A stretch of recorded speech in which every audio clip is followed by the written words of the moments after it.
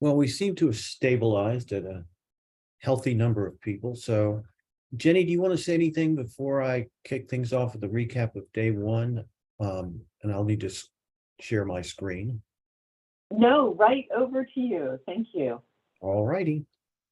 So if I may be allowed to share my screen. Thank you.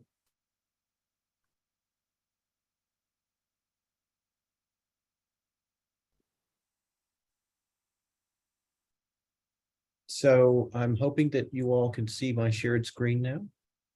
Yep. This is good. So hi, I'm Stan Ahold. I'm co-chair with Lara Magraviti. I hope I'm saying that your last name correctly, Lara. I should have asked that earlier.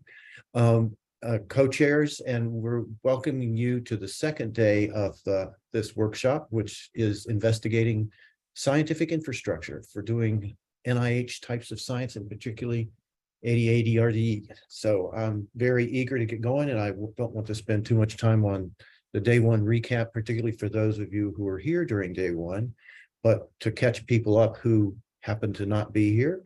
We had an overview from Susan Gregoric and then a keynote from Benedict Patton.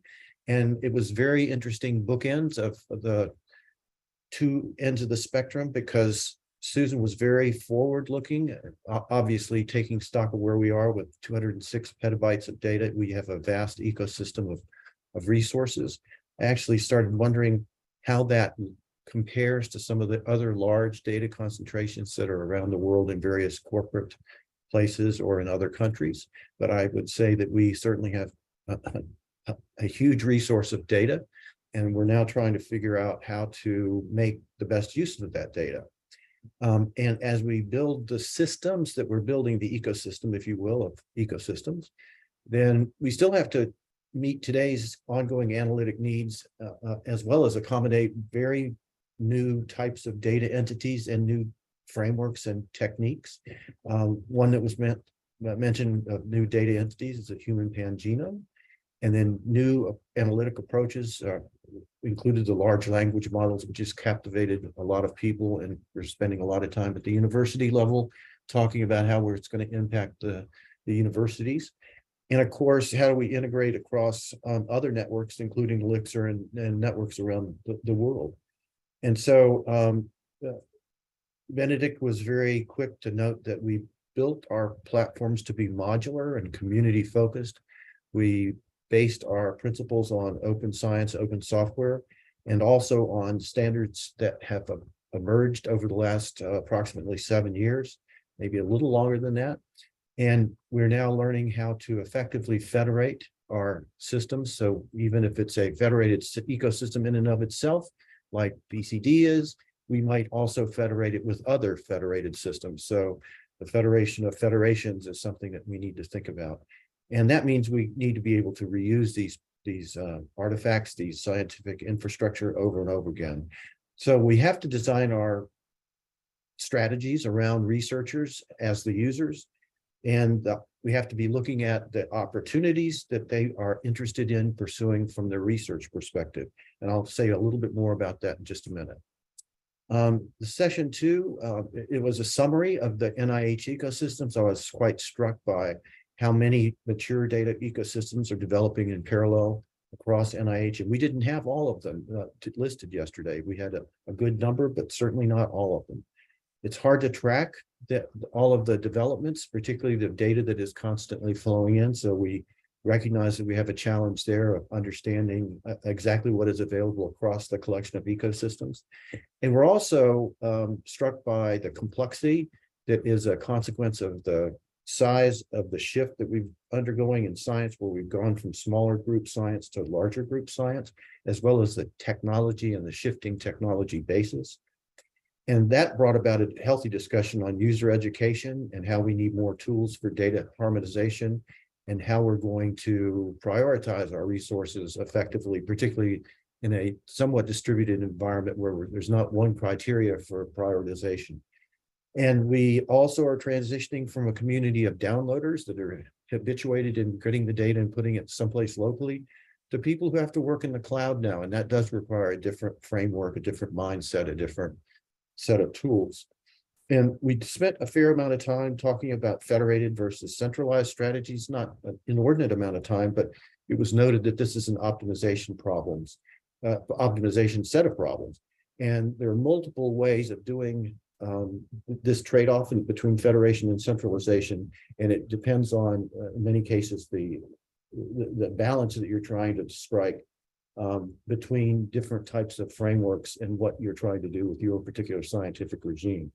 So we additionally realized that we need to strike a balance between no harmonization and perfect harmonization, because getting every variable harmonized with every other variable is a many-to-many problem that's going to be very complex. And we may have to say that this level of harmonization is sufficient for at least the problems at hand today.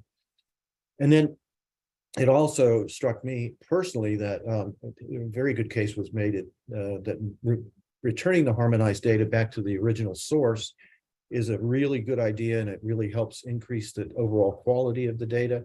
But of course, that also brings with it a set of problems where we have to start thinking about versioning of data. Which data set did you use when, under what set of harmonization at that particular time this paper was written?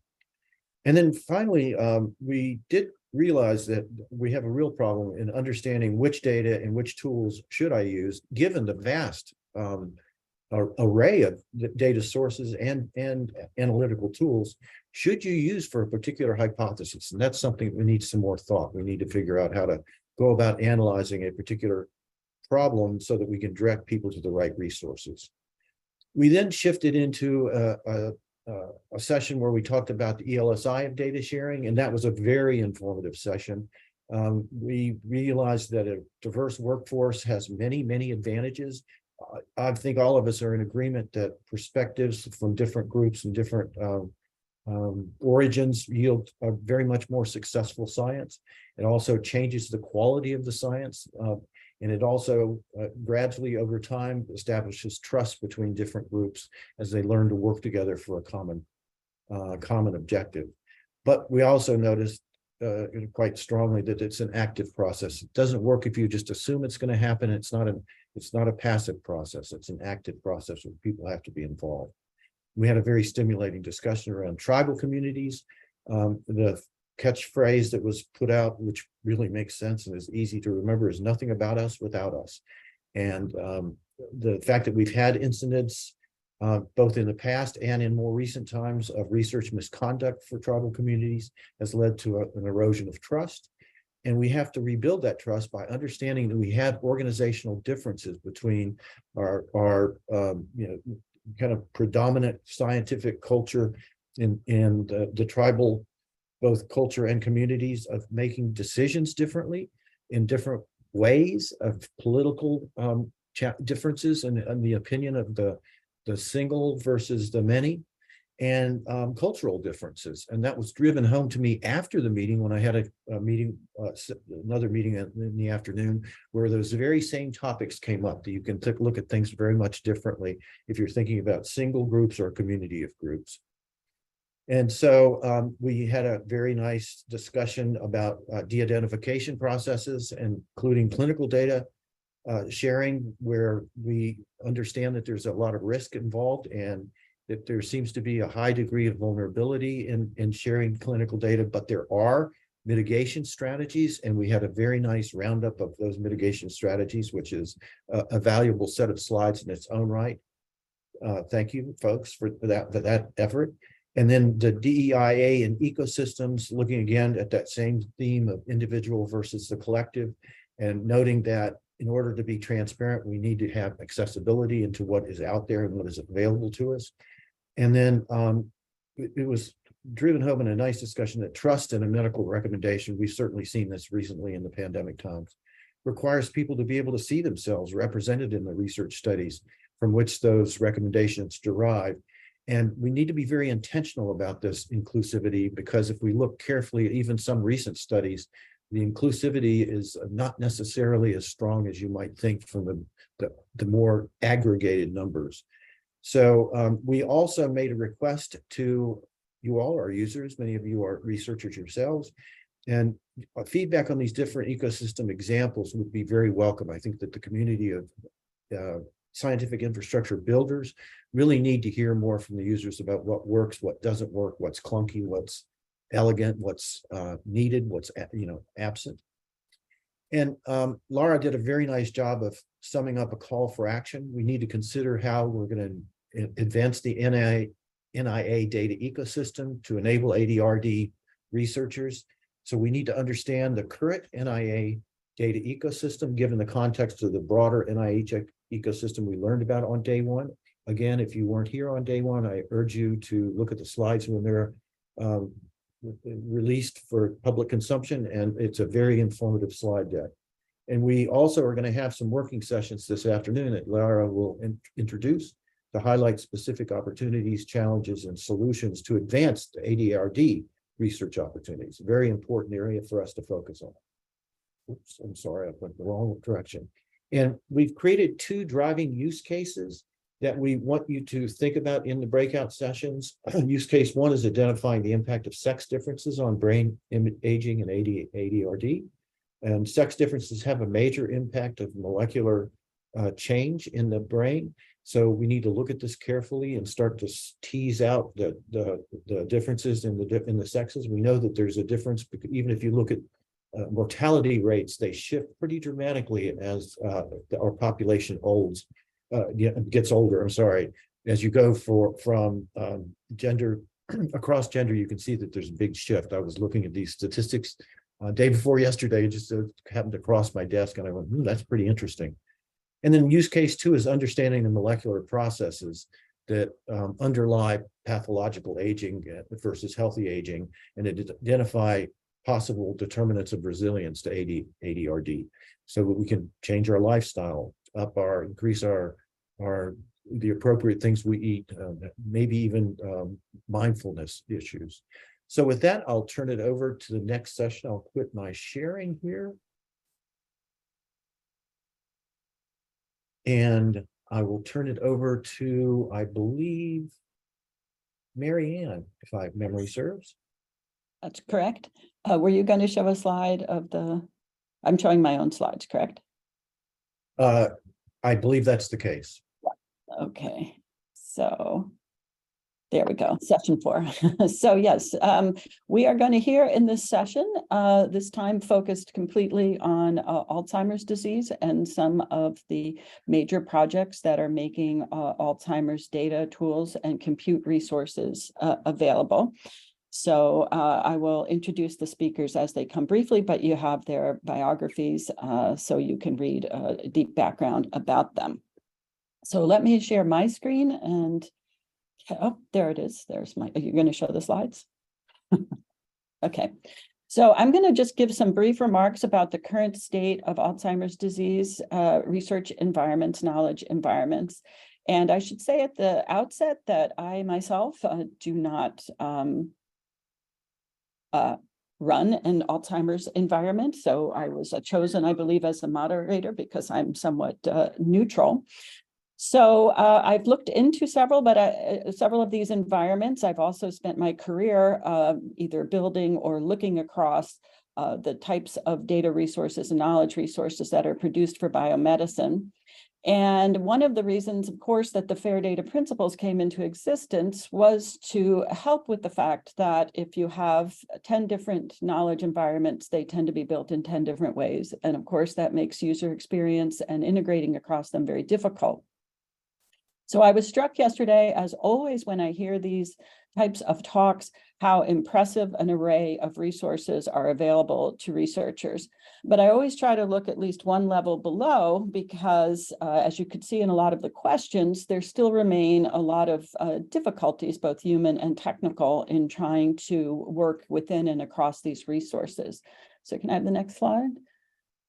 So I thought it was worthwhile here, especially because FAIR is in the title, to talk a little bit about the FAIR data principles specifically. There were a couple of questions in the Slido yesterday saying, I'd like to see a little bit more about deeper engagement with FAIR. And the brilliance of the FAIR acronym, of course, is that it's very easy to remember: findable, accessible, interoperable, and reusable.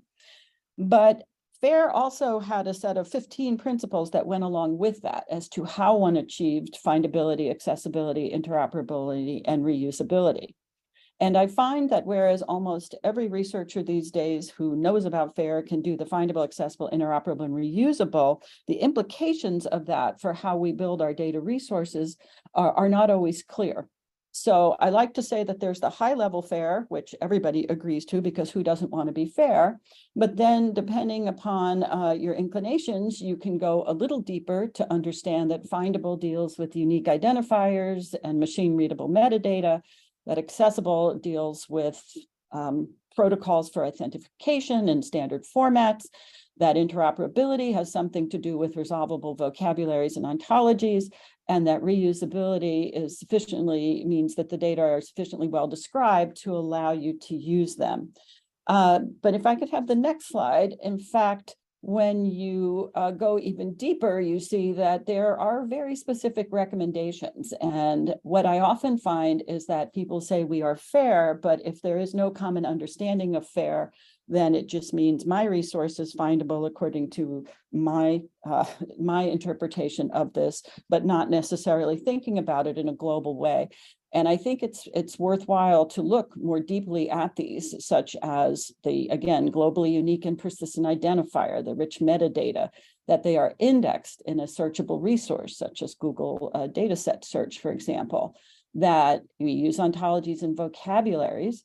And one of the things that we talked a lot about yesterday was that these data should be associated with detailed provenance, and that provenance could be experimental, it could be computational, that there's a lot of metadata that go along with them, and that they meet domain relevant community standards. And the interesting thing about FAIR is that it devolves a lot of responsibility for individual communities to interpret these. And so what is a community standard in terms of basic metadata is not going to necessarily translate when you start to get deeply into Alzheimer's research. So I put these up there. The people who are our speakers today were given a sort of FAIR scorecard, a FAIR rubric, and really asked to engage with the FAIR principles. But I've understood, since I've gone across the biomedical landscape and like many people look to see what the practices are, I very much appreciate that the FAIR principles were issued in 2016. A lot of these resources predate them. A lot of people are working in fields where FAIR really didn't penetrate until relatively late. So the way that people interpreted it, the aspects that they chose to focus on, we really left up to them. Next slide, please.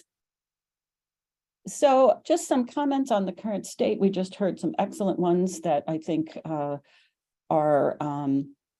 relevant to what we're going to talk about today.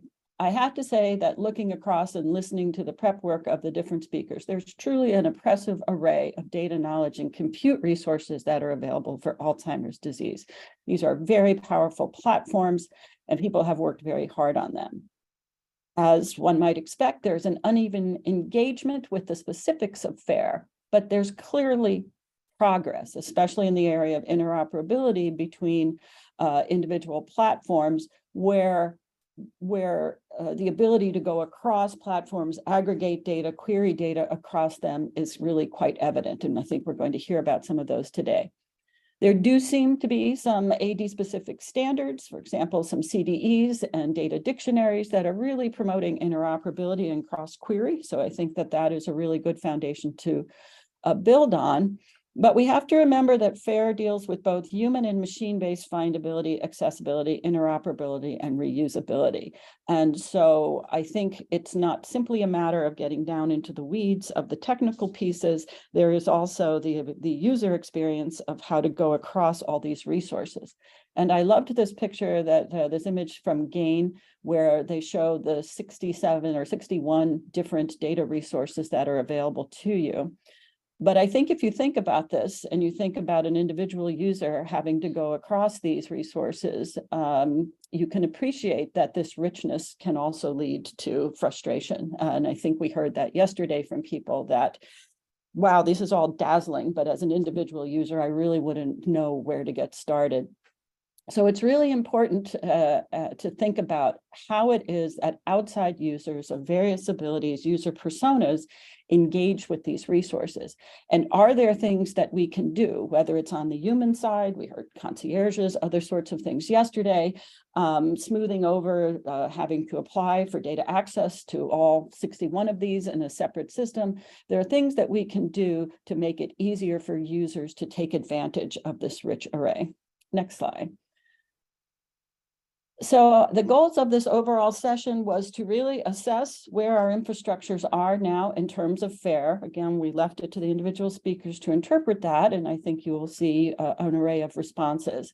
I was really glad yesterday that some specific use cases were presented that will drive further progress on FAIR, because I often find that it is difficult, especially when one starts to think about the different types of data that are acquired in neuroscience, physiology, neuroimaging, et cetera, of why exactly you would want to be able to go across these resources. But I think we saw, we had the two very excellent use cases presented to us yesterday of exactly why one would want to be able to go across these. And I think thinking about that in terms of our resources will be really powerful. And then again, where do we need to go to smooth user experience across the ecosystem? We know what the problems are.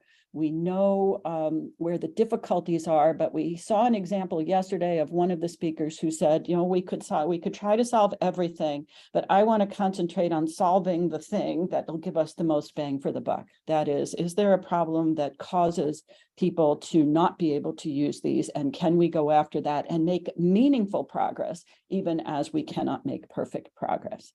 So with that, I look very much forward to the session. Our first speaker will be Eliza Maslia from UCSD, or NIH, NIA. We know each other from UCSD, so it's a long time ago. And he's going to talk about NIH-sponsored Alzheimer's data platforms. And again, please put your questions in Slido. Eliza. Great. Thank you, Marianne. And thank you, all of you, for joining us today. And Jenny, Caroline, and all the organizers and the speakers, really absolutely exciting and fantastic sessions and program. I'm going to talk to you from a more general point of view about some of the ADRD data platforms that we are supporting, mostly from a scientific programmatic point of view, because you're going to hear from each of them in the subsequent talks. And since these are such short talks, I just want to give you the larger context of what we've been trying to do. So next one, please. So our idea in terms of advancing our understanding of ADRD is to really try to integrate the knowledge on mechanisms of aging, genetics, and how this interacts with the environment, leading to both the classical proteinopathy component of Alzheimer's and the neurodegenerative process of Alzheimer's. And based on these elements, how we could develop better diagnostic biomarker tools to lead to better therapeutics. So in this context, we've been building different programs to support this approach. And in the next one, please. So the idea of these programs is to really be in check with what is our national plan to address Alzheimer's disease, that is to find new treatments and preventions for Alzheimer's disease by the year 2025. And of course, we're tremendously excited by the fact that now we do have some new drugs coming up, particularly targeting amyloid beta protein, but there is a lot more coming through the pipeline. We know that there are multiple mechanisms leading to the pathology of ADRD, so we really need more shots on goal. We need more targets. We need more clinical trials, and we need to broaden our pipeline. And in that context, the way we've been organizing our programs is to go sort of like in a drug development pathway, where we start with programs that support basic science, understanding basic mechanisms, developing or discovering new targets, discovering new drugs, setting up animal models, and then going into phase 1, phase 2, phase 3 clinical trials. And we have these very exciting infrastructure that is also a data infrastructure on clinical trials, which is called ACTC, for Alzheimer's Clinical Trials Consortium, that accumulates the data for the clinical trials that they are running. But NIA also has a much larger clinical trials consortia data called CROMS that has all the data on the ongoing clinical trials that we have. And this is supported by all the other infrastructure, that it's an open science infrastructure that I'll talk more about it in a minute. And the next one, please. So I spoke about aging, genetics, and environment. So in terms of genetics, we have the Alzheimer's disease sequencing project. You heard a little bit more about it, and Lisan will talk in much more detail. This program seeks to include by 2025, 100,000 whole genomes, including diverse populations. This program has been tremendously successful. Over 75 risk loci for AD has been identified, including 20 genes, some of them examples indicated in there, involving the immune system, lysosomal function, lipid metabolism, endocytosis. And now ADSP, all the data, or the genomic data of ADSP goes into NIAGADS, for which Lisan is directing, and again, he'll talk more to you about it. And it has a number of other infrastructure and special projects component, but most recently, ADSP has 3 new consortia that includes functional genomics, phenotypic harmonization consortia, and AI/ML consortia. And again, all the data that is being generated is being shared on these different platforms, and is part of a ADSP consortia. And the next one, please. Now, we're also, in addition of the genomic data, we're also generating a tremendous amount of data on fluid biomarkers, on neuroimaging, and neuropathology, clinical data. And all of this is really driven by the Alzheimer's Disease Research Centers. We have 33 centers right now, with 4 exploratory centers across the US.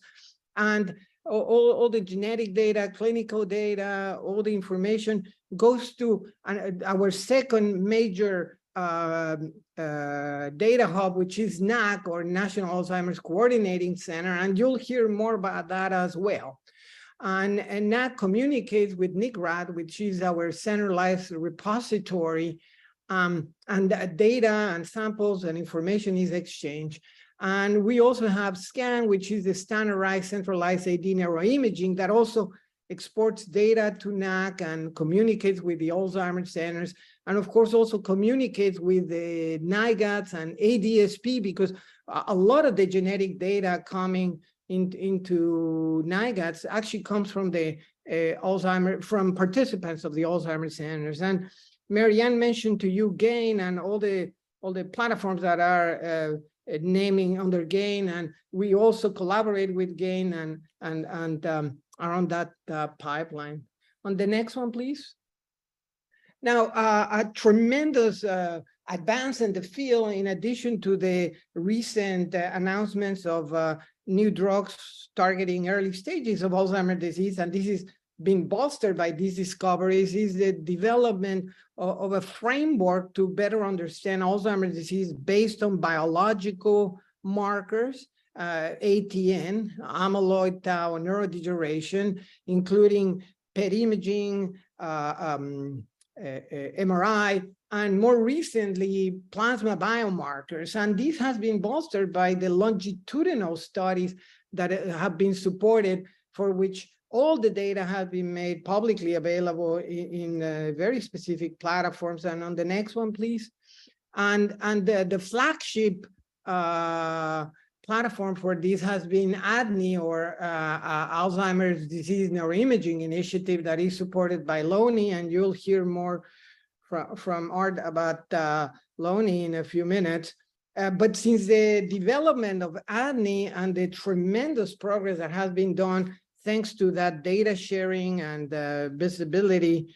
A number of other consortia for data sharing for biomarkers type of data have been developed, longitudinal studies that now involve, for example, trisomy 21 Down syndrome, which is called ABCDS, familial Alzheimer's disease, including DIAN and API, frontotemporal dementia represented by all-FTD, synucleinopathies represented by NAP, and vascular dementia represented by ERIC and MARC-BCID.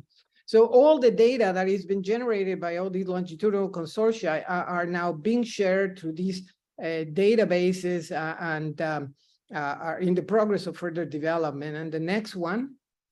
Now, what is also absolutely critical in this time, day, and era is that not only that we have all these longitudinal studies on these populations, but also that these populations are diverse and representative of the US at the current time. And we have spent a tremendous amount of effort and funds as well on ensuring that many of these platforms are now collecting data on diverse populations. For example, we just recently funded ADNI, which is called now ADNI 4, which has as a major goal obtaining data on diverse populations. Same thing with the Alzheimer's centers.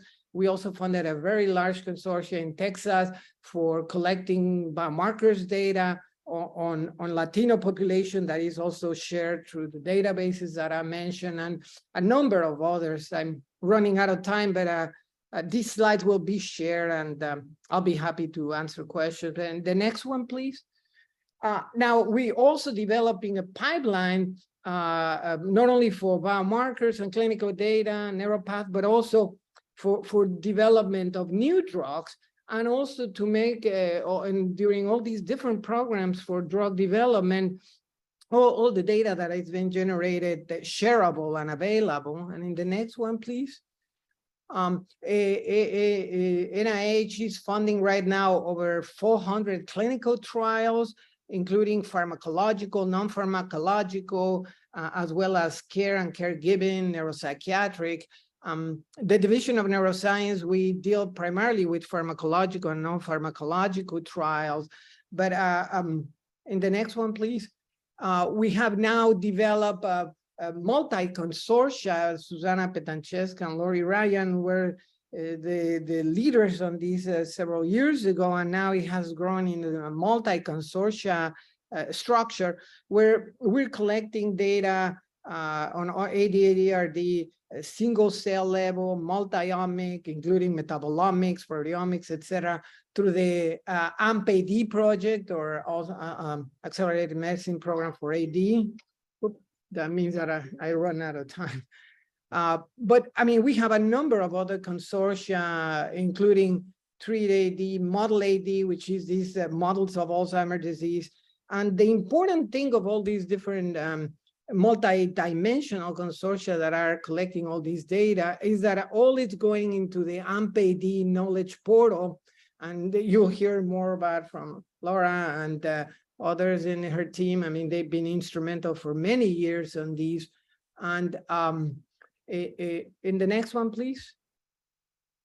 So what we have is that we have 4 major data hubs. And again, I apologize if I'm not using the correct terminology. I'm not a data scientist, but that includes the AD knowledge portal with the multi-omic data, the clinical neuropath and biomarker data with NAC, the biomarkers data from ADNI and ACTC from Lonnie through ADNI, and the genetics data through NIAGADS. And what we're trying to work on now, and there have been very nice efforts, is for these platforms to be interoperable and for the data to be able to be shared. And in the last one, please. And really the long-term idea of all of these through data harmonization and these 4 basic data infrastructures in collaboration with all the other programs that I mentioned to you for drug development is to lead to personalized medicine in AD-ADRD. I think that we know that Alzheimer's is an heterogeneous disorder.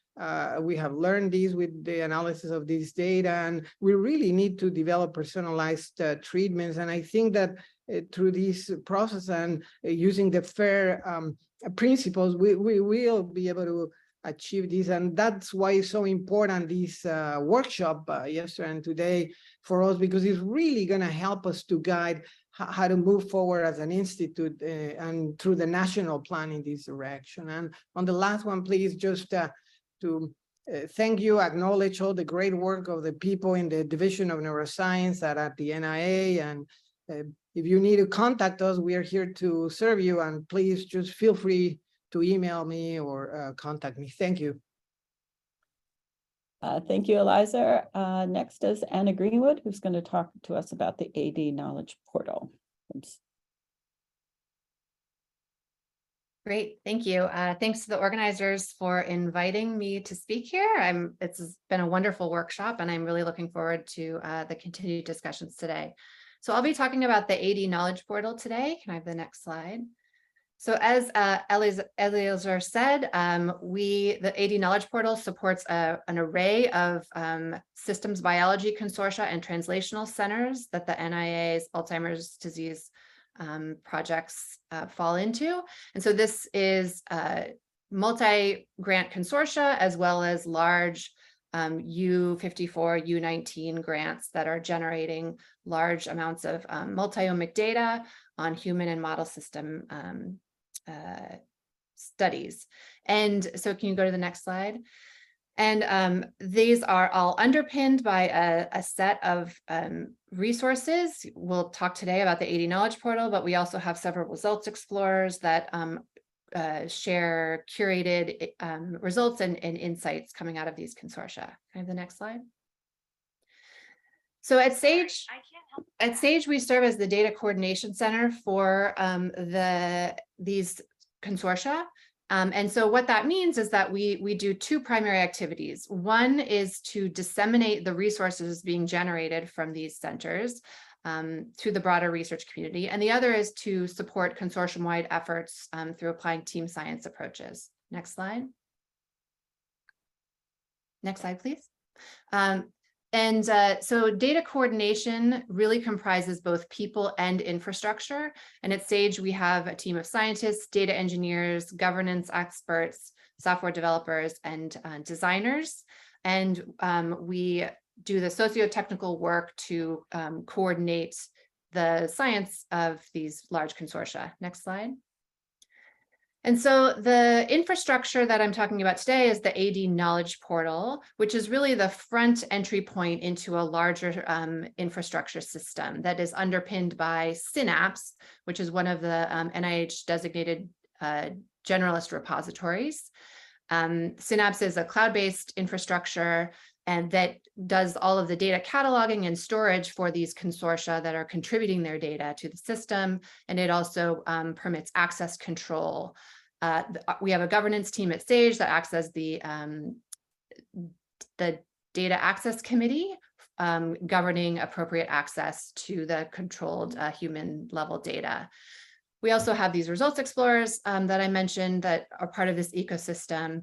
And right now, largely, we support the downloaders that Dr. Ahalt was mentioning, but we're working towards supporting the clouders as well. And you'll hear about those activities a little bit later in my talk. Next slide. So Marianne asked us to do a FAIR assessment of our systems. And so breaking down the FAIR rubric into these different criteria. Synapse was designed, again, as this generalist repository, really before FAIR principles came into play, but really in line with these principles. And so we are kind of across the board meeting these criteria. Now, I will say that doesn't mean that this is a easy to use, we're perfect, we're done kind of system. We're still growing and changing, and I'll describe how we're doing that going forward. Next slide.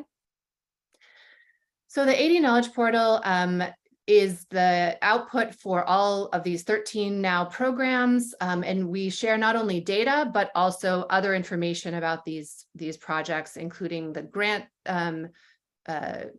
abstracts, all of the studies that are coming out, methodological details, experimental models, computational tools that are being developed. Next slide. In terms of data, which is what we're largely here to talk about today, we've seen a steady increase in the number of files uploaded over time. We're close to about 200,000 files at this point. And you can see if we break down the contribution of data by grant project, at first we really largely supported the Accelerating Medicines Partnership grants, but that has grown into a lot of different grants over time. And next slide. And now we have a portal that contains a wide array of multi-omic data. And so this is not only diverse specimens from both human and model systems, and this includes postmortem and antemortem human cohorts, longitudinal and brain bank. We also have a variety of omics data types, genomics, transcriptomics, proteomics, basically all of the omics that you can think of. We probably have it in the portal at this point, and electrophysiology, imaging, and behavioral data as well. And then we also host a variety of different processing levels of data, including raw to analytical outputs. And so this just continues to grow as we get more, as science is progressing, we're adding new data types to the portal as well. Next slide. And so we've tried to create a streamlined user interface, and there are really two main steps to identifying data of interest in the portal. So one is to use the Explore menu to either go right to the data or to kind of browse through and see what grant projects sound interesting, or what studies are of interest, and then navigate to the data that way. And then once you find a sort of level of interest, you can browse and filter using these facets on the side or these pie charts to narrow down to your resources of interest. Next slide. And so we do have a controlled metadata vocabulary and a set of annotations on each file. And this allows for narrowing down to files of interest.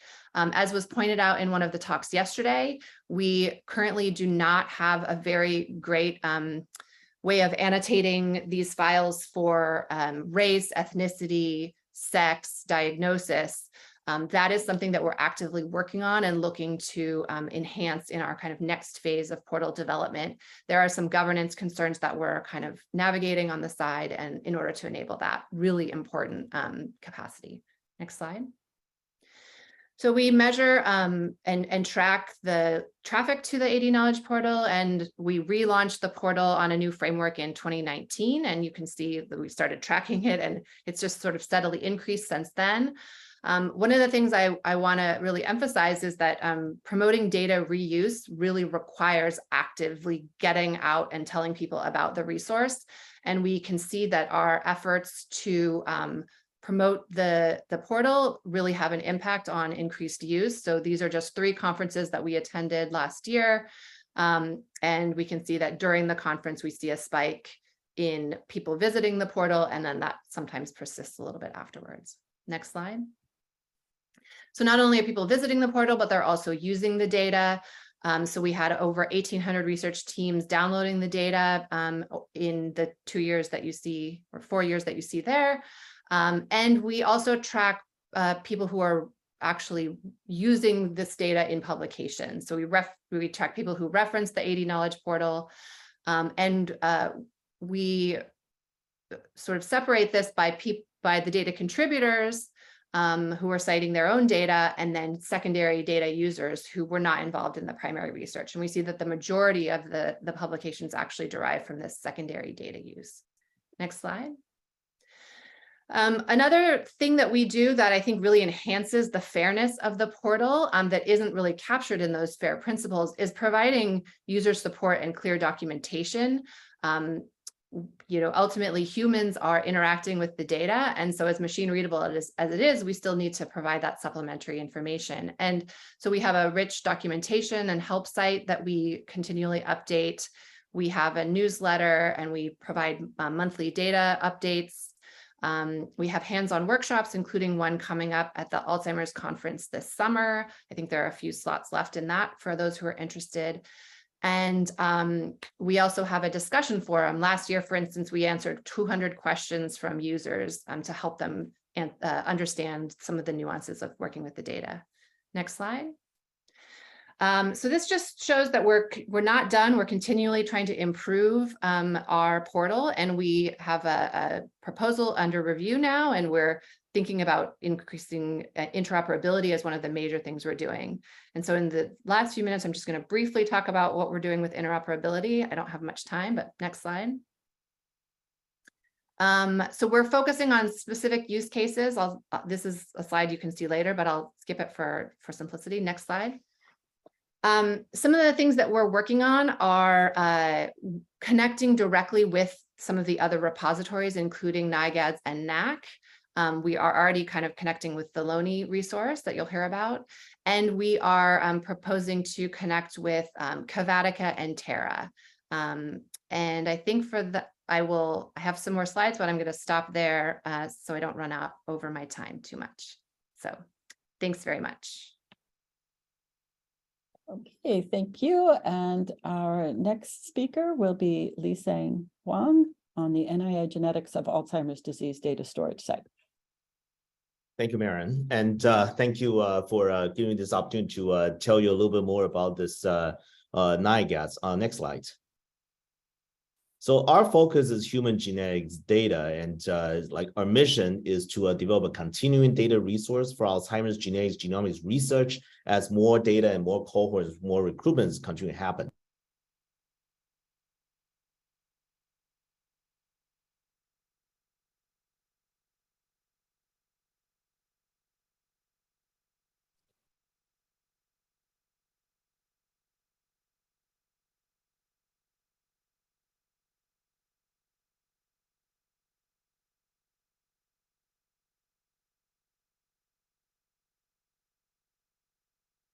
I don't think we can hear Lisa. Lisan, you're frozen. I'm not sure he'd be able to hear us. I thought it was me for a moment. Let's give him a few. Do you know what's going on? No, he might be having a network issue at his site. It looks like his cursor. It looks like he might be reconnected. Yeah, okay. So we give him a minute then.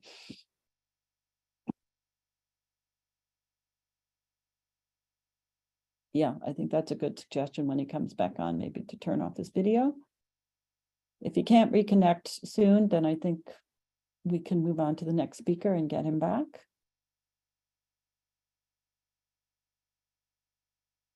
Has he been able to rejoin? No, I think we should move on for time.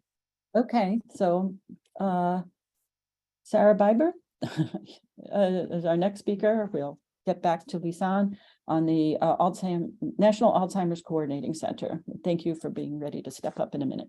Yeah. Absolutely. Hi, my name is Sarah Biber, and I'm the Executive Director at the National Alzheimer's Coordinating Center.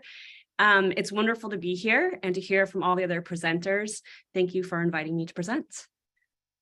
I collaborate closely with many other folks that you're hearing from today, and I'm excited to share how we're working together to build interoperability between our platforms to transform Alzheimer's research. Next slide. So what is NAC? NAC serves as the data, next slide, collaboration and communication hub for NIA's Alzheimer's Disease Research Centers program. You can see the 37 centers that are part of this consortium here. Over the past 23 years, NAC has collected and integrated a broad range of data from these centers and shared it with Alzheimer's researchers around the world. Next slide. Together, we have compiled one of the largest and most comprehensive longitudinal standardized clinical and neuropathological ADRD data sets. This includes rich multi-domain neurocognitive data on more than 47,000 participants and more than 7,000 neuropathology data sets representing diverse and mixed etiologies. NAC data is known for its robust criteria-based diagnoses, often referred to as gold standard.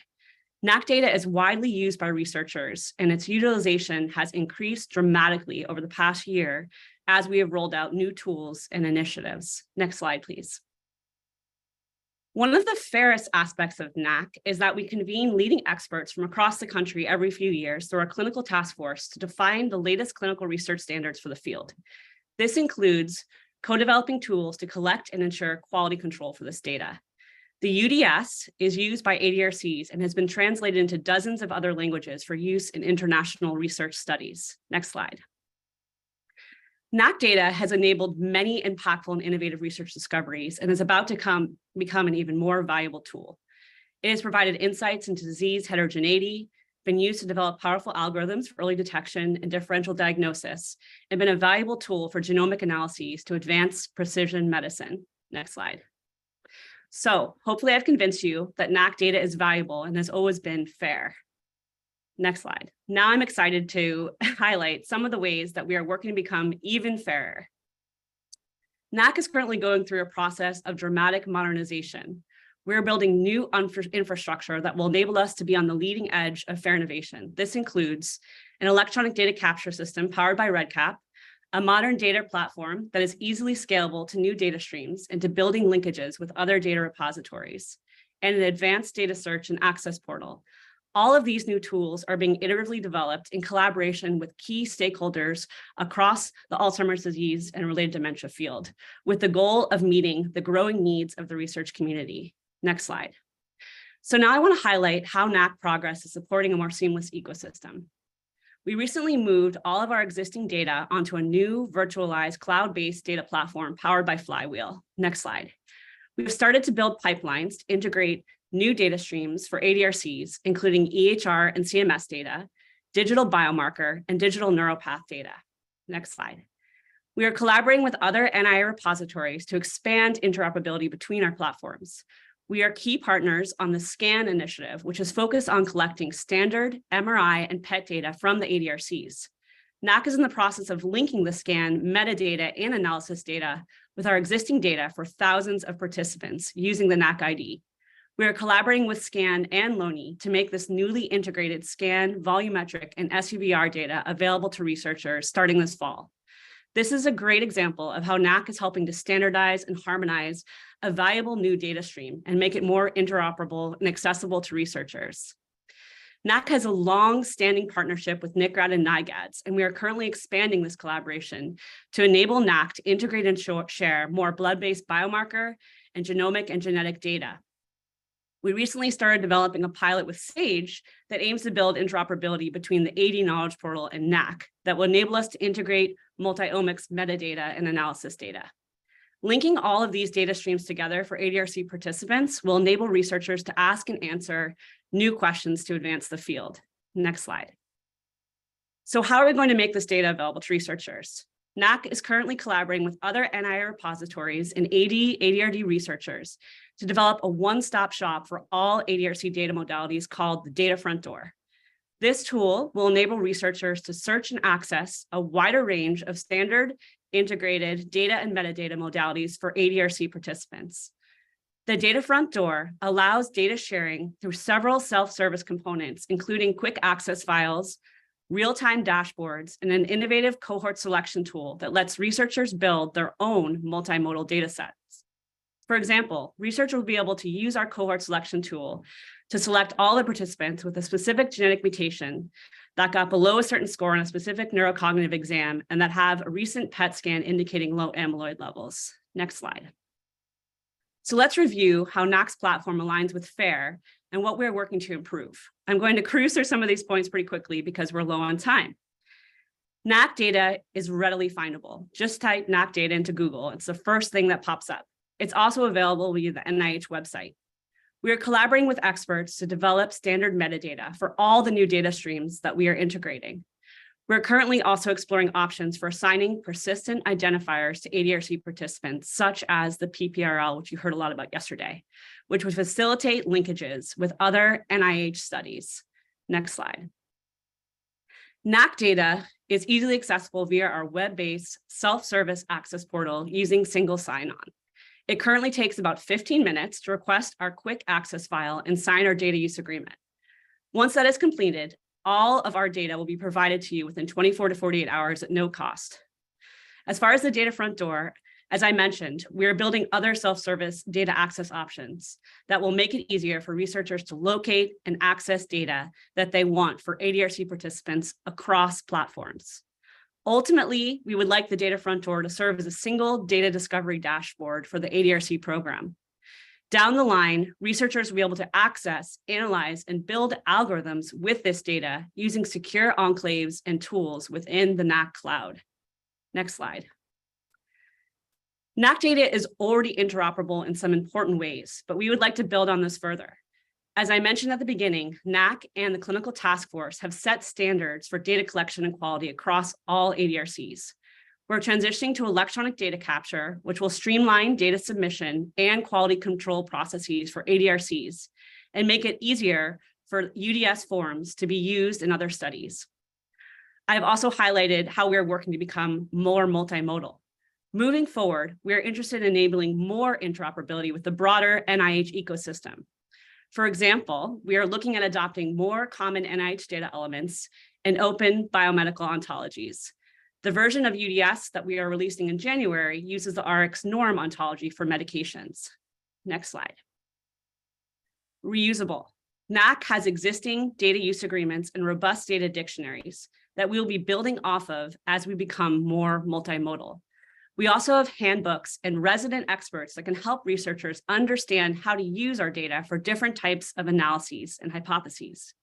We're building transparent QC processes and making them openly available via GitHub. As we develop our cohort selection tool, we will be ensuring that it enables reproducible cohort selection queries. Lastly, we are exploring options for standardizing consent across the ADRC program, which will make it easier to add additional data modalities down the line. Next slide. The new agile platform that we're deploying will help create a more seamless ADRD ecosystem. We're building it to be easily scalable to new data streams, to provide real-time data search, visualization, and access, and to enable collaborative AI-driven discovery in the cloud. We want to empower researchers to effectively test their hypotheses and build algorithms using standardized longitudinal multimodal data, and believe this new tool will open the doors to important new discoveries in the field. As we build bridges with other NIA repositories that house ADRC data, we are doing so with an eye towards enabling greater interoperability with the broader NIH ecosystem. Next slide.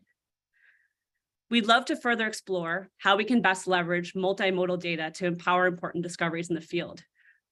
What are some examples of compelling research that is happening in this space? What new hypotheses do you want to test? What algorithms do you want to build? How should we design our infrastructure to empower researchers to do this important work? NAC will be collaborating with Sage and others to put together an interactive workshop focused on these topics and would be delighted for you to participate. You can go to the link here to stay in the loop. Next slide, please. I want to acknowledge the amazing team at NAC and also thank Bud and Sean for their feedback on my talk, and also thank all of you for listening. Thank you. Thank you very much, and thank you for stepping up. Lisan is back, I believe, and so maybe we'll get his slides back up. And Lisan, I don't know if you're having networking problems, but maybe turning off your video would help. No, it's not a never problem. Actually, there's a power interruption in the entire building, and that's the last thing you imagine at a university. Also, it reminds all of us it's important to back up your data. Consider the theme today. Yes. Okay, so sorry about that. Again, I'd like to talk to you a little bit more about our repository and highlight some of our features. Next slide. I think this is where this is where like you lost me. Again, our mission is to create a continuous data resource for AD genetic genomics. We are a designated data repository for sharing the Alzheimer's genetics data with the entire community, especially focusing on human genetics and associated clinical data. And as we get more cohorts and samples and data, we like harmonize and curate all these resources into a comprehensive genome resource for Alzheimer's genetics discovery. In addition to individual level raw data, we also developed several platforms for sharing genomic knowledge so people can look at the analysis findings and derive data and annotations using some of these tools I'm going to talk about. And finally, we're also the coordinating center for the Alzheimer's disease sequencing project that includes coordinating data production, data sharing, as well as providing user support. And I'm going to talk a little bit more about ADSP. Next slide.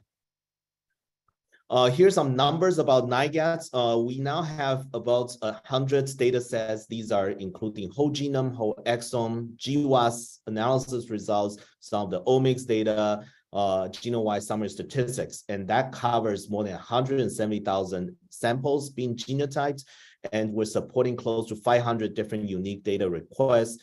And these data come from multiple cohort institutions that have more than 200 different institutional certifications defining the various research use limitations based on consent. And we have more than 300 verified users. So we know these are not, bots accounts, and the supporters continue to grow. The biggest project we support, of course, is the ADSP. Now we have more than 60 different cohorts, and NIAGADS directly supports 24 such grants for generating sequencing data. And the latest release has 20,000 exomes and 36,000 genomes, and we're working on the next release that will increase the number to 60,000, and we're aiming at the end of the year. And for supporting ADSP, we have 14 different work groups from 5 different consortia that Eliezer mentioned earlier. They have 300 researchers from around the world from 49 different institutions. And one other thing I want to say is, I don't have the slides, but I want to also reiterate some things that Anna and Sarah talk about, and Arthur and Mike's going to talk about later. We all work together. A lot of these data are only available through the collaboration with these repositories to solve different kinds of regulatory and technical challenging problems. Next slide. So I want to talk a little bit about ADSP. This is the flagship project that we support that really represents the challenge of large human genetic studies. The project was announced in 2012 when it's as a response for NIA to the National Alzheimer's Project Act, NACA. And the goal is to sequence large samples of participants from ethnically diverse populations. So in order to find new genetic variants, rare, common mutations that are associated with Alzheimer's disease. So that helps us better understand disease and find possible targeted therapy. And after more than 10 years, ADSP now has multiple components to support the various needs for the project. We have follow-on sequencing that focuses on diversity, increasing diversity in samples. There are multiple grants that look at these data and do deep dive for gene discovery.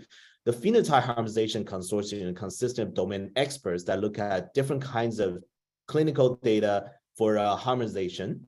And functional genomics consortium is generating functional data and to characterize the findings. This especially is a collaboration with Sage on data sharing. And finally, AI machine learning consortiums that's going to use different kinds of deep AI and machine learning algorithms, deep learning methods to really explore these data. And they have very creative approaches. As of October 2022, the latest release has 19,000 additional genomes, bringing the total number to 36,000 genomes. And we're working on the next round, which will bring that number to close to 60,000 at the end of the year. And this is still ongoing. So there might be additional cohorts where we receive the data in the next 6 months. And all these genomes are harmonized by joint calling. So we have genotype data for every sample, for every variance observed in all these samples. That means you can analyze all these data together with the harmonized phenotypes. And that's what's unique about this data. It's one of the largest data for a single disease, as far as I know. Next slide. One thing I want to highlight is the follow-up sequencing, and the statistical power calls for 18,500 Alzheimer's cases and at least that many controls to have enough power for each of the major population ancestry categories that we're looking at. So that will bring the total number to about 150,000 genomes. We're aiming to make that happen in the next 5 years. It's a very ambitious goal, but a lot of people are working hard on this. It's a global collaboration. We have cohorts around the world from every continent, and there are cohorts that are contributing data and samples. These are sequenced, and all these data will be available in NIAGADS. Next slide. One thing I want to like highlight here is we have a report, a page on the ADSP website that summarizes the sequencing progress so far. And as you see, this is an ongoing process as NIA issues more awards, includes more cohorts. We'll work with them, and they will have, they will generate the data through one of our sequencing partners, and the data will come into NIAGADS, and we schedule that for release. So this table is going to be continually updated. But as you see, NIA is committed to, and its ADSP is committed to increase the diversity of the samples we're targeting. It's absolutely important scientifically. Next slide. All these data are available for ADSP data are available for the new platform that we developed a few years ago called Data Sharing Service, DSS. And it fully supports the NIH genome data sharing policy, which means we capture all the research use limitations following the GDS framework. So we can widely share the data, but also stay compliant with the initial informed consent. Some of these subjects is going to be extremely difficult to reconsent them. And we need all the samples because it's hard to recruit Alzheimer's patients. This platform is also secure. It's deployed on Amazon Web Services, so we leverage their FedRAMP setup, and it is FISMA moderate compliant, which is appropriate for the identified human subjects data. And basically, we support the process that's issued by NIH Office of Science Policy and similar to what dbGaP does. So basically, if you can apply for dbGaP data, you can submit data requests to our system and have access to our ADSP data and all the other data on the platform, depending on research use plan. Next slide. I also want to talk about some of the genomics knowledge base, which I think these are useful features I like to invite people to explore. The first is we have a fully featured genomics database that's similar to the kind of thing you see in, say, Nomad or UC Genome Browser, but here the focus is Alzheimer's genetics findings. It also comes with a genome browser visualization, so you can see all the different kind of omics as well as analysis summaries, p-values, stacked together for the genomic region that you're interested in. The second repository is called FILER, stands for Functional Genomics Repository. It is a repository that includes harmonized, searchable human functional genomics data collection from the familiar repository that you know, such as ENCODE or NIH roadmap epigenomics data. They tell you what the functional sequence for the various genomic regions in different kind of tissue types. And these tracks have been, the metadata have been harmonized. So you can look at the assay types, you can look at the tissue and cellular context, and that makes it ideal for machine learning users for programmatic access. We also developed this platform called Alzheimer's Disease Variants Portal. It's a different approach to look at all these announced results.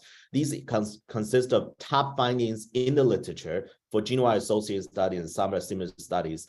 These are curated by human experts, and again, with some harmonized metadata that tells you about population as well as the cohorts being used.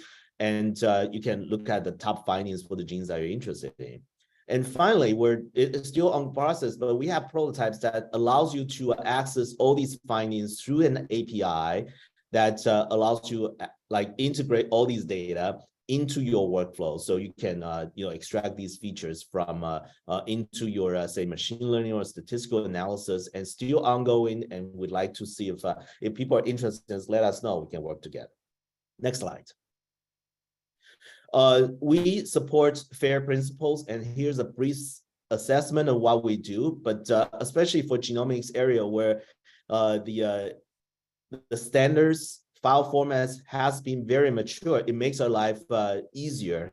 And that means all the data, we provide detailed summary as well as metadata such as the cohorts, the platform sample size, and context and references, so you can look at the cohorts and understand the data. We include a summary of all the files with checksum and file size for integrity. And all these samples have sample IDs, especially ADSP ID. They're consistent IDs that you can link these data together with clinical data. And the data is accessible by through NIH genome data sharing policy. That means when you use the data, it has the legal protection that's sanctioned by NIH. And all these data, either you can download the files, or if it's too big, you can analyze them on Amazon Cloud. And we're developing additional features using Cloud Commons Server features similar to the things that mentioned earlier and presented yesterday. And all the data access requests are reviewed by the NIA Data Access Committee, consisting of NIH program officers who are familiar with human subjects protection policy, and they work really hard to meet the needs as well as address. Sometimes you have complex issues. And finally, all the files are using standard file formats and fully documented. Our workflow for data processing as well as quality control are available, and there are publications that explain how these are done, so people can reproduce our process and combine with their data. And finally, all the analysis results will be returned to NIAGADS as part of the condition of accessing these data, so we can share these findings through as individual new data sets or through one of the knowledge portals, like knowledge platforms I just mentioned. Next slide. So this is the last slide, and I want to thank all the people who are contributing to ADSP, to working with us on the NIAGADS project and other AD genetics. Wouldn't be possible without everybody's help. It takes a village. Thank you so much. Okay, thank you. We're glad that the power came back on. Next up is Art Toga, who's going to be talking about Laboratory of Neuroimaging, or LONI. Hi, good afternoon, everybody. Can we turn the slides on here?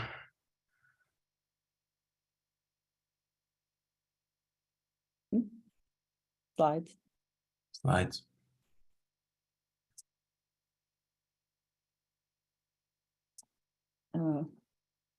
There we go. Okay. There we go. Okay, next, let's go to the next one. Next slide, please. So I thought it'd be nice just to show you all where it is that we work. If you ever happen to be in Los Angeles and you'd like to take a visit, you're welcome to come. It's sort of an interesting place to see. Next slide, please. So the Laboratory of Neuroimaging houses the IDA, the Image and Data Archive, which consists of many, many different projects. I'll go through that in a little bit. But I thought some of the statistics that are relevant should be shown here. One is we use currently on site somewhere over 16 petabytes of data. We have about 25 petabytes right now, which consists of 9.2 billion files. And we add somewhere in the order of 45 million new files every single month. The data are also backed up on the cloud, locally backed up, and backed up on another site in Los Angeles. There's a full security system here as well. And I think one of the comments that Lisan made is the value of these data is considerable. So we need to be good custodians of it all. Next slide, please. So the IDA is different than some of the other ones that you heard in that it's comprised of many different projects. Some of those projects, as the data are being collected, they're archived and made available. So it's a little bit of a different model in that the archive is growing as the data are being collected. And that's not true for all of the projects, but some of the projects. Data types that are contained within the IDA are as follows. There's everything from images, which is perhaps what we're best known for, but also genetics, clinical data, biosample data, demographic data, and so forth. All of those can be searched across these different modalities so that cohort discovery and even analysis can be performed in a fairly comprehensive way. The repository itself also enables data mapping and harmonization because, as is clear from many of the other talks, the dictionaries or the common data elements that may be deployed by a particular project may be slightly different than those of another project. And if you are aggregating data across projects, which you can do here, one needs to do some form of harmonization. We have our own tools, we have our own common data elements and dictionaries, but not every project utilizes those. And the other point that I want to make is that because we're hosts of many, many different projects, the rules of engagement are determined by the project. That means that the data owner or the data provider determines what the DUA says and who gets access, when they get access, and to what they get access. The next slide, please. If you go to the IDA, this is the dashboard that you'll see. You'll see right now, this is actually a slide from several months ago, but there's over 150 different projects contained within the IDA. There are current users of over 150,000 people. Most accounts terminate at the end of 1 year and must be renewed for security reasons. Some projects don't require that, but most do. So this is the current active user base, is about 150,000 people. Right now, there are somewhere near 100,000 subjects contained in this database here from 164 countries. Next slide, please. If you look at the second page of the dashboard, you can scroll down and see how much data has moved. We've moved over 300 million files, 300 million downloads. We've also had about 150,000 users, as I mentioned earlier. Next slide. One of the perhaps well-known studies in AD and ADRD is ADNI. ADNI began about 10 years ago, for those of you who are not familiar with it, and it was rather unique in that the data were made immediately available as it was collected, with virtually no embargo at all, and very limited review. All we did was search for spam requests and other things like that. If you had a legitimate email, you got access to this. That still remains the case. Next slide. There are all kinds of data within here, from clinical data, genetics data, and images from MR and PET, as well as process data. So those data that are being processed as part of ADNI are also deposited back into the ADNI data systems. Next slide.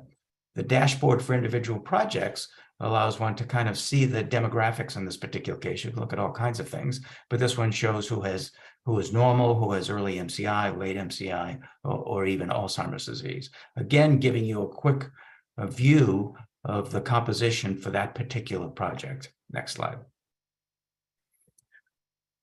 We also disseminate lots of data, as everybody does here.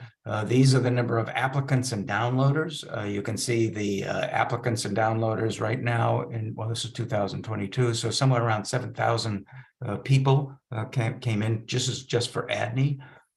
Next slide. And the data dissemination also has an upward trend. Here, the bar graphs are only showing non-imaging data, but for ADNI alone, over 300 million scans were distributed for the entire period of ADNI. But again, you can see a rather dramatic increase. And honestly, this is the same trend that we see for every single project that we host, all 150, 160 of them. Once there's a critical amount of data, there's an inflection point when the amount of utilization just goes way, way up. Next slide, please. Manuscripts are a good indication as to how valuable the data are. Again, this is ADNI alone. Some 4,000 manuscripts for ADNI have been submitted to the IDA system. All of those manuscripts are contained within the system, and you can search on keywords or content within the manuscripts themselves and then find the PMCID, for example, and then link right directly to the paper. Next slide, please. As you already heard, we're involved with the ADSP Phenome Harmonization Consortium. This is a project whose contact PI is Tim Holman at Vanderbilt. I was just there last week. Again, this is an example of the interoperability of these different platforms. So as you heard from Sarah and Lisanne and others, we work together with all these different platforms to try to provide a seamless access to data. If we may have the image data and somebody else has the clinical data, or we may have the image data and somebody else has the genetics data, for example, we wanted to make the access of that data relatively seamless by using common IDs and allowing the permission token system to communicate between the different platforms. The ADSP effort is a really important one where we can harmonize not only the dictionaries, but even harmonize the image data itself in an attempt to make it more valuable to users who would subsequently download it. Next slide. This is just some examples of some of the data that's now recently emerged, both ADNI data and NAC data. Let me be clear, however, though, that permissions for gaining access to these data is determined by the project, not us. So ADNI data, the account for ADNI must be in place, and similarly for NAC. And the coordination between the two activities enables that. Next slide. These are some of the common data elements that have emerged as part of ADSP. And again, I think you probably heard yesterday and today that the effort here is really, really important to improve the interoperability so that there's equivalence in terms of how the data are perceived and utilized. Next slide. I wanted to show you another example of a repository a platform that we've created. This is FoxDen. This is Parkinson's disease. So we manage all the data from the Michael J. Fox Foundation as well. It has some unique characteristics, and one is that it's global, which means we have to accommodate GDPRS in Europe, and also one where we wanted to couple some analytics and guidance to users that may be not as sophisticated as others. So let me just show you just a couple of slides here. Next one, please. So one can search across different data types and search to identify specific cohorts. And as one does that, next slide, it'll fire off a little movie. As one does that, you can begin to do analytics, and the system will guide you depending upon the questions that you're asking. So if you look fairly quickly here, you see the person has just identified a particular cohort. They're selecting some subset of that cohort. The bar graph on the bottom panel is showing you how the numbers are changing. And on the right panel, you see the cohorts are being defined as they go through this exercise. They're labeling those cohorts, and they're making a comparison between those with Parkinson's disease, those without Parkinson's disease. And then because they're asking, in this particular case, which have medicines and which do not, the system is obviously guiding them as to the appropriate statistics. And so here you see as the cohorts are being defined and the access to that cohort is coupled to the database itself, they can begin to perform analytics on it. Just by dragging and dropping these little glyphs, the data are moving around within the system, and statistics can subsequently be calculated. So in this particular case, they've just asked for some kind of distribution here. But my point is that coupling the analytics to the data in a fairly graphically simple way gives a great deal of power to the user. Next slide, please. You've already heard about GAIN from Marianne and Eliza, and I think this is a very different model from others, and that is it is a federated model. The data do not necessarily live with us. There are a couple of examples where it does. Next slide. In this particular slide, we have about 61 data partners and over 560,000 subjects with over 35,000 attributes.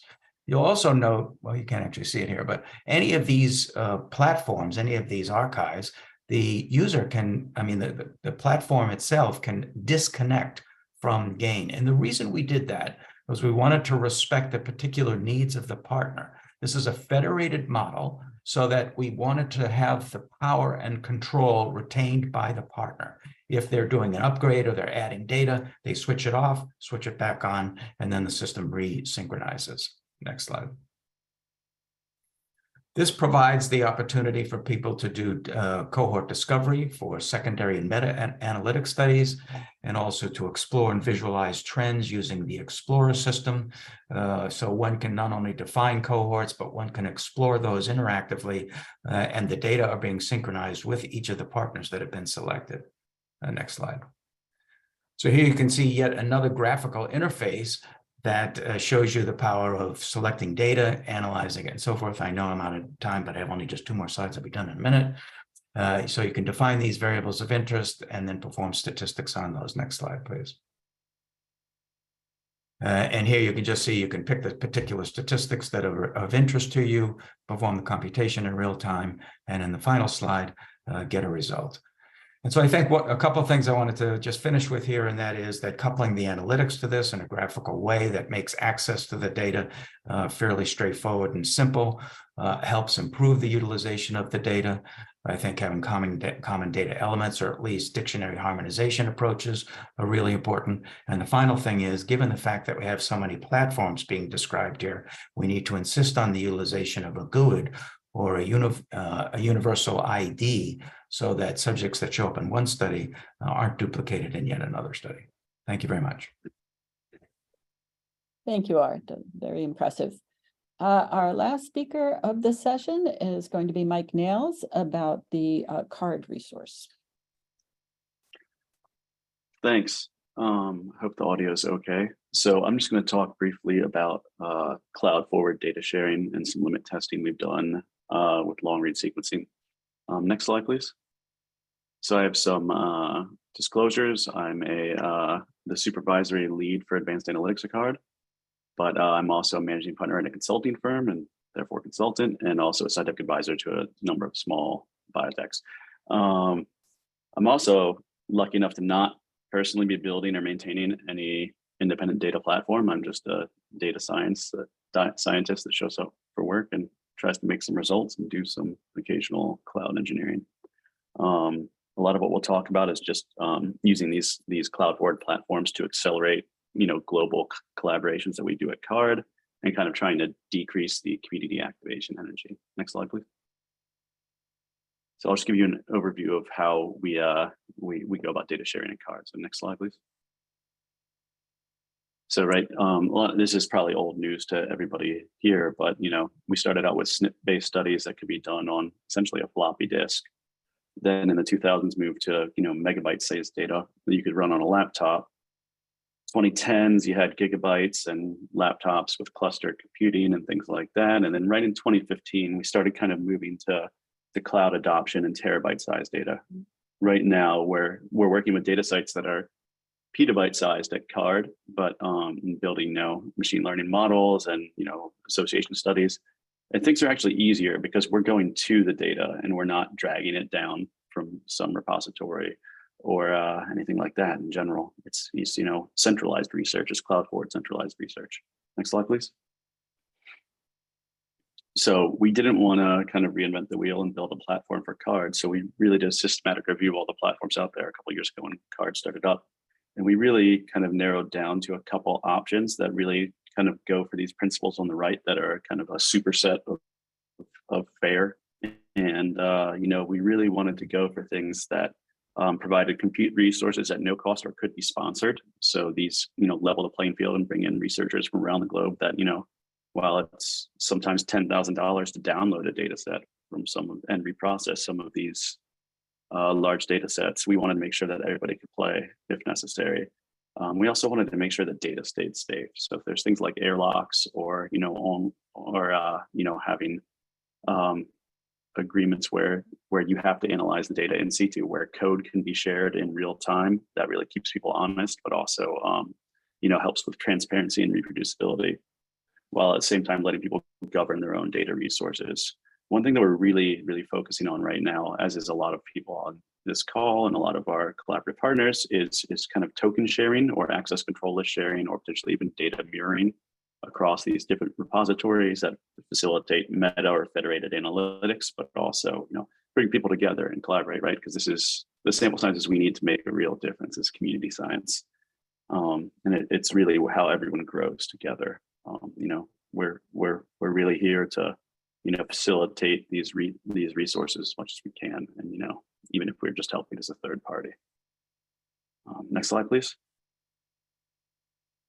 So we're just going to talk about some flagship data resources that we're doing to show what's possible, because I think everybody's talking about kind of the platforms that they've built, but we're kind of a consumer and not a builder, so to speak, of these platforms. Next slide, please. So I'll talk about briefly as GP2 is a ASAP research project, and it's connected to a number of the initiatives that Art just talked about, focusing on Parkinson's, but also a heavy growth in dementia with Lewy bodies and frontotemporal dementia, MSA, and PSP. It's a population scale genotyping with harmonized clinical data across 150 plus sites.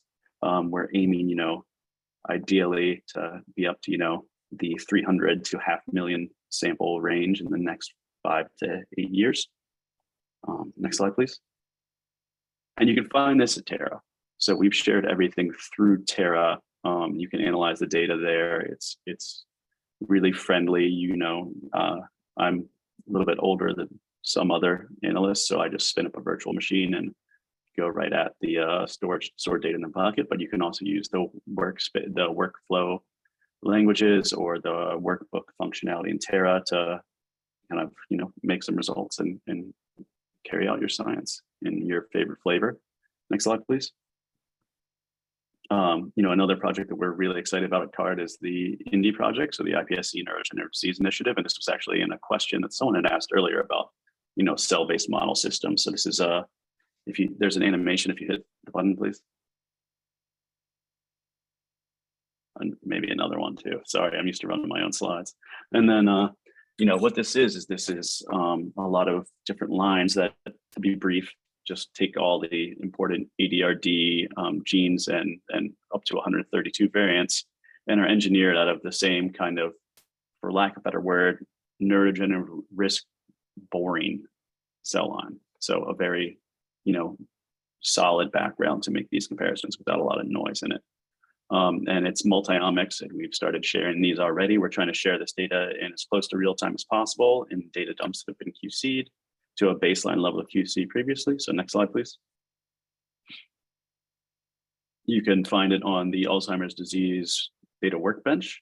And this is, free to analyze since it's huge data that includes some long read and other data types that are not easily transportable. And this is subsidized analysis thanks to the folks at ADDI. And it's been great working with them. We've got a lot more data coming that way. Next slide, please. So this is kind of an idea of what we're sharing at CART now, the June 23 edition. So right in the wild, we have multi-omic cell line data from the NIA project. We have tens of thousands of imputed genomes plus clinical data from across the globe on Terra, proteomic biomarker data that hopefully the paperwork will be approved later this week, and hundreds of terabytes worth of long read sequencing. So just downloading that is not super fun. We'll talk about that more. That's kind of our pressure test for a lot of cloud forward platforming. And I know Benedict Patton probably made an amazing talk about this kind of issue yesterday, and I'm sorry to have missed it. In process right now is diverse longitudinal cohort study of aging. This includes Haas and Health BC, so this is really central to a lot of what NIA is doing. Cell imaging data is really unwieldy in some cases, and probably the derived data is what you're interested in, but we're still going to make this all available shortly in a cloud forward platform, so you don't have to download and reprocess it. And also hundreds of single cell and single nucleus brain samples for cases and of ADRD and controls. Also, we're sharing, as these slides are a little older than the discussion today, we're in the process of sharing a bunch of CDEs that we've built for the spectrum of neurodegenerative diseases at CARD, and use that to harmonize all of our data, as well as a schema for sample IDs that is not quite the GUID that some people are talking about, because that's in some cases labor intensive, and we're trying our best to make this available through the NLM repository. Next slide, please. So we'll just talk about kind of testing the limits, and the next two slides are graciously stolen from Cornelius Blandrat, Kim Billingsley, and Pilar Alvarez. For say they donated them. So this is some long read sequencing, and I think Bennett probably covered all this. Basically, huge reads, mega reads. 1 megabase plus. I think at CARD we have a championship leaderboard of who can make the biggest read, which is kind of a fun contest. But it's much easier to detect structural variations in genomes and things like that. And you get methylation for free after a software update. So also thanks to Dr. Danapor for that one. Next slide, please. It's really a lot of different file types and a relatively complicated processing pipeline just to get the baseline genotypes and methylation. These start out at roughly a terabyte and a half per sample. So you can see how this grows as we're trying to build an atlas of long read sequencing at CARD. Next slide, please. So we've really come up with this hybrid data strategy because, if you're thinking about this in terms of older millennial like myself or Gen Z terms, each sample is about 1,500 CDs stacked 8 feet tall, or 1 million ebooks. So you have stacks of CDs to your ceiling. And we process this, reducing locally on BioWolf as a first stage, and then working with the AD workbench and NIH strides to then move this derived data towards the Alzheimer's disease data workbench and Terra through the Anvil. Keeping the raw data cold stored so that it's at a very low overhead and you pay when you access it, as opposed to paying a huge premium on storing, and derived data hot. Next slide, please. So yeah, we've also built an app that shows the processing allocation since we're running out of time. Next slide, please. Please email me if you need help benchmarking any of your long read stuff. This has been a great collaboration to do. Benchmarking is the key to making these cloud forward efforts function in budget and on time. Next slide, please. Thanks, because this is a huge community effort, and I really can't do anything without the help of these awesome people. If there was anything I covered that you're interested in, shoot me an email or DM me on Twitter. It's pretty straightforward, Mike Knowles. Thanks.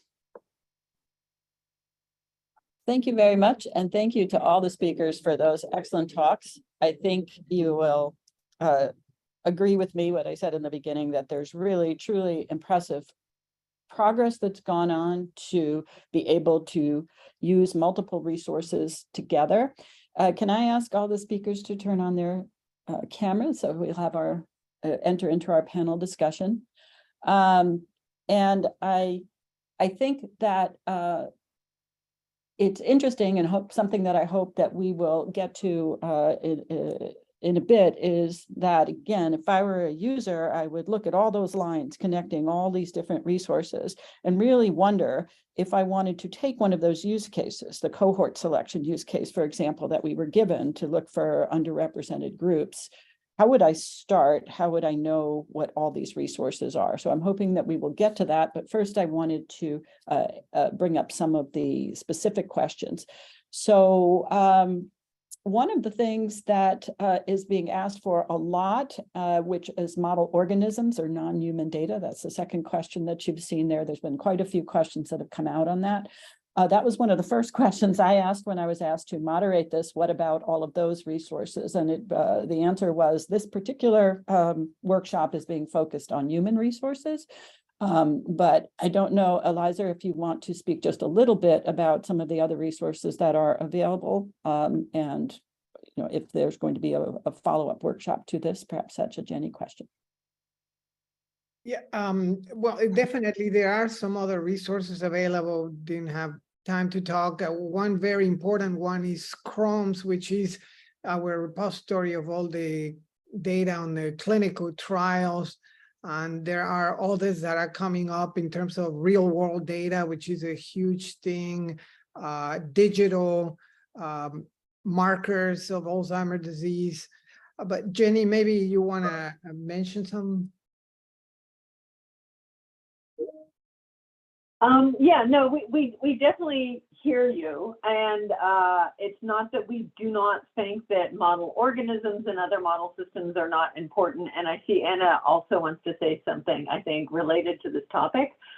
We just wanted to start with some level of focus. But one of the things we also want to get out of this meeting is to know, where should we go next? And Anna, I think you want to say something. Mm-hmm.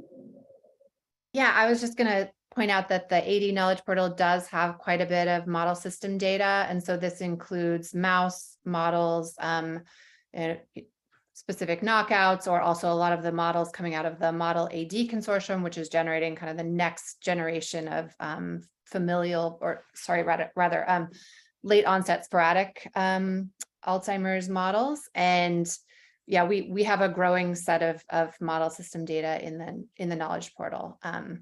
So please check it out. Excellent. There were also a couple of questions, and I think, Art, you mentioned GUIDs, but it was interesting how many of these environments had cohort selection tools, and certainly not being able to keep track of all the different projects that are integrated. Are the same subjects present across different cohort selection tools, and how would one know? So is there any way, people are asking, are there use of GUIDs? Is that something that is being considered? Yeah, so I mean, it is a very important question, and certainly now I think we're in a much better place with GUIDs than we were a few years ago. A few years ago, there were a number of them that were developed by different groups. I think now most of us have aligned with the NIA one for this stuff, so that's good.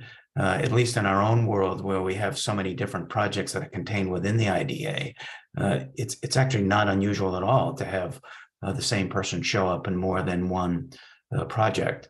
So I don't know what's going to happen with, with other countries. Certainly, that's a different model. I think that's not going to go very well.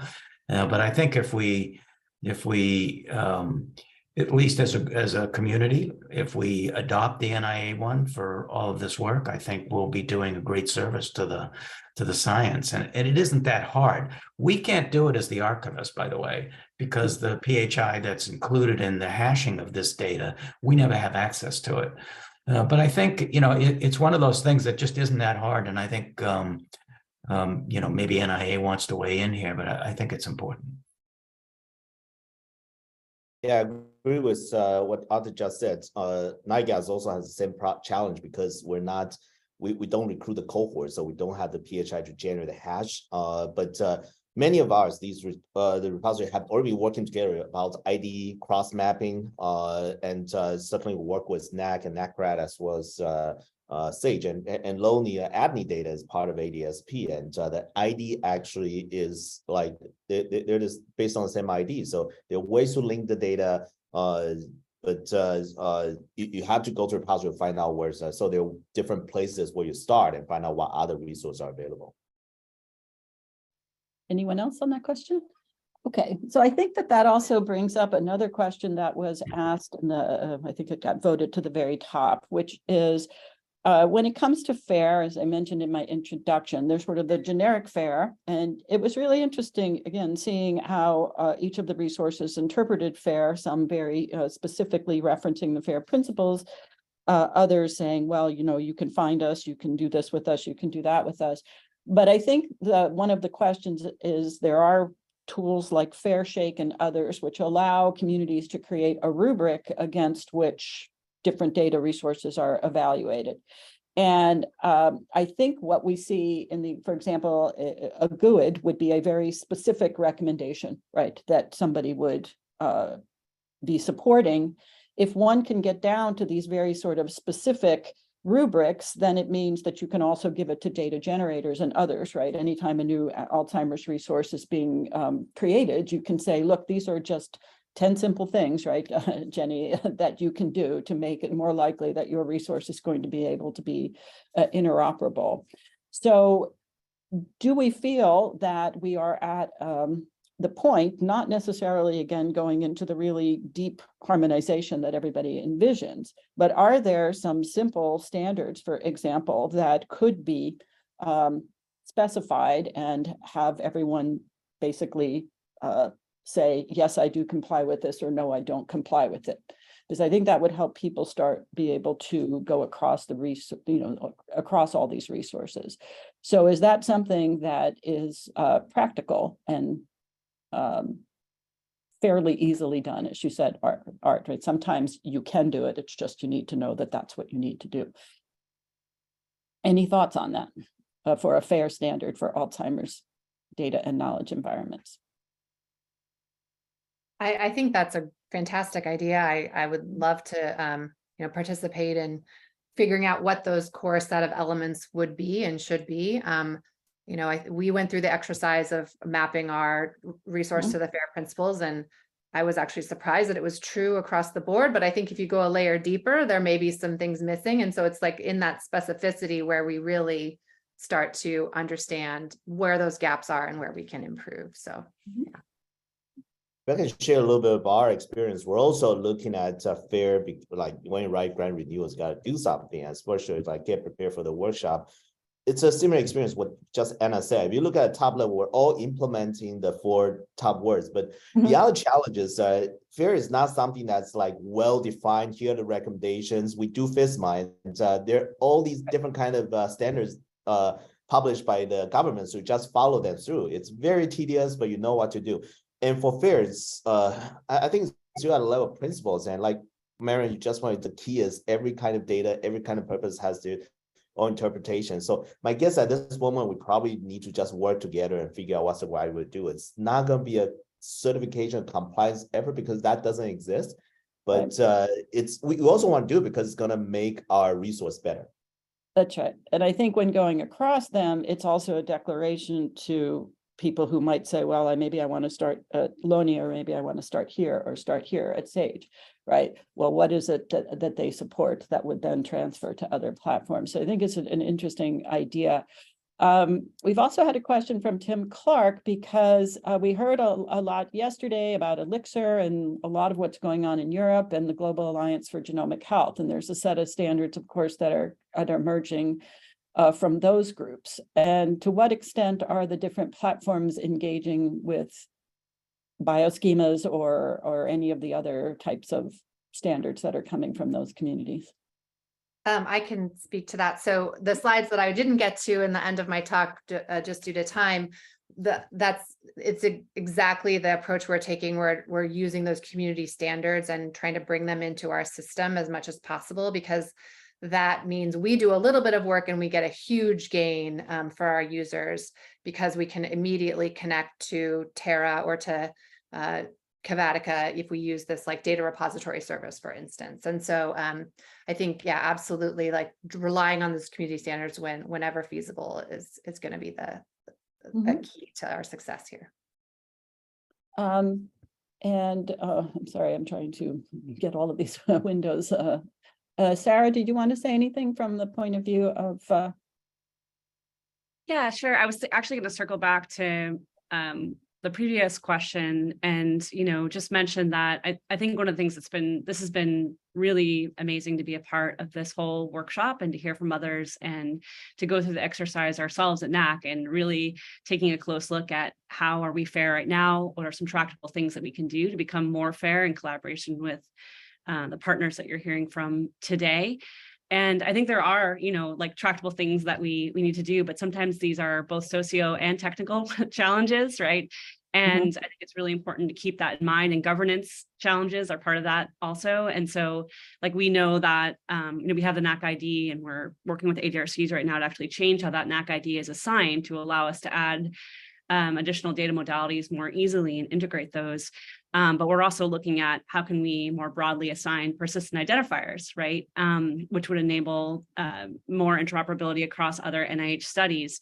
But that does require, right, if we want to adopt the PPRL or the NIA-GUID, broadly, we have to work with 37 ADRCs, right, to have them change, how those are assigned to use the, the PHI to be able to, develop those PPRLs. So that's something that we're looking at right now and we're eager to do. And I think it's really, really important. But I think that it is critical to keep in mind that, some of these changes, we know there's a tractable thing we could do that would make us more fair, but there's many things that need to be orchestrated, both on the technical side and the sociological side, otherwise governance side, to make those things possible. So that's really important to keep in mind.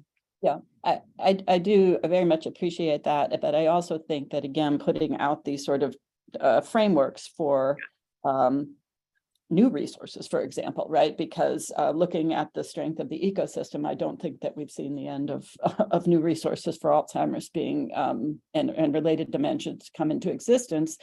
And so the more that communities can make these things clear, the more it is likely that ones that are being built in the future can build in some of these things in a more consistent way, because we all understand that retrofitting and also hurting the cats of the individual data generators, as Art says, right? There's only so much one can do to make these things easy. So you want to make them as explicit as possible, but also to have a framework against which they can develop. So we've also had a set of questions, and I think it kind of emerges naturally from just looking at a lot of the graphics and a lot of what we've heard today about a global search across those that are searching across, right, all the individual pieces. The word knowledge graph was mentioned, and of course, knowledge graphs are big these days, and you see them in CFDE and some of the projects that we saw yesterday. So what do you think of the feasibility of that or the mechanisms for that? I mean, I can say something from the NAC perspective on that. So we are working to build the data front door in collaboration with partners here that you've heard from. That is focused on the ADRC program, right? So on how can we make all of the data from the ADRCs easily searchable and accessible across platforms, right? And so that involves things like being able to integrate metadata for other types of data that's stored in other repositories and make that searchable and accessible through a one-stop shop. So that is something we're working on for the ADRC program and are interested in trying to connect to other resources to link that as well. Anyone else? Okay. Yeah, I think one thing that's really useful is we're playing around with two kind of approaches to it in the NIARP to make things discoverable easy. Is kind of for internal curated data. We've just instituted a form structure that's easily browsable in a Streamlit app for CARD teammates and visitors, because when we get all these visiting fellows and stuff like that, there's an overhead of, hey, where's 3 different data sets of proteomics? I need a validation through trainings or something like that, right? That's tough. but also connecting this with external data sets that we're trying to build LLMs and kind of putting guardrails on the LLMs so that you can just query it using your natural language to find things, you know. Mhm. In a less is more approach, right? You put guardrails on it and then it's not finding you a bunch of trash. Yes. Marianne, I think we're gonna have to wrap up the discussion in the okay. interest of lunch. Okay, I wasn't sure if we were going to add time or we were going to go to lunch, which I think is perfectly fine. So anyway, I would like to really thank the speakers and also the participants. I'm sorry we didn't get to all of the questions, and someone asked, could we go in order? But I was trying to go by the upvotes and also do some generic looking across questions. But of course, the speakers will be here and feel free to engage with them in the chat and in the questions. But again, I think it's a very exciting time for Alzheimer's research. I think that there is a true ecosystem that is emerging thanks to these investments. And I think it is worthwhile thinking about the next level down, as you say. What can we do? We can't do everything, but we'd be able to do some things. And the fact that there are convenings and discussions between all the principals, I think is a really powerful force for allowing that to happen. So thank you very much. Thank you, Marianne, and thank you to all the speakers. That was wonderful. So we're going to take a break now. We're going to come back at 5 after the hour, whatever hour that is for you and whatever time zone you're in. Please leave your Zoom on. That will make it actually much easier for us on our side to assign you to breakouts. And just turn your camera off and we'll see you at 5 after. Thank you.